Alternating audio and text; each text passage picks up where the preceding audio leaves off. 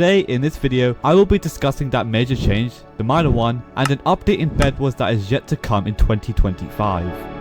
Now, I bet a majority of you Bedwars players have beaten the Slumber Hotel. I mean, I did it recently because I just didn't bother with it for a whole year. If you don't care about stars at all, then there really is no point in spending hours of your life dedicated to over a dozen stupid quests. But that is one thing I really liked about it. You got a ton of XP. Leveling up became so easy, and I wonder if when they update it, they'll keep it like that. But then again, I guess it is worth it for the amount of hours an average Bedwars player had to put into it. Also, there is a ticket machine which was broken due to, I think, an incident with a player called Winnie, who botted the ticket machine to achieve an insane amount of stars. I don't think he was the first player to do this, but it's just an example. And then they removed this reward from the machine and replaced it with something called XP doublers. Yeah, it's not the same. In my opinion, they should have added a daily cap to the amount of XP you could get from the machine, so people couldn't bot it overnight, and then once you reached it, you could only get doublers or maybe just really small amounts of XP. At first, I thought this update was amazing and thought Hypixel will update it in a couple of months. It's been like a year. No updates, no nothing.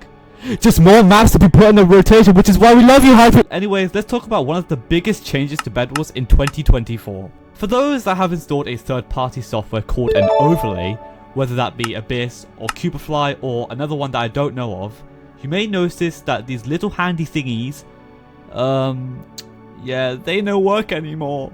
Yeah, now when you enter pre-game lobbies, you get these enchanting table and names in tab and chat unless the person talks, which is also the system in tournaments. Also, I believe they changed their entire matchmaking system in general for Bedwars, such as skill-based matchmaking, which you can read at the forum. I guess this was to prevent snipers, but pretty sure they've already found a bypass, which is locked up by an insane vault, which you can only bribe the owners to get for a huge amount of crypt. Anyways, yeah, I guess it sort of worked. Some people relied on this software, aka me, to get incredible FKDR or win streaks to keep queuing against bad players. Ha!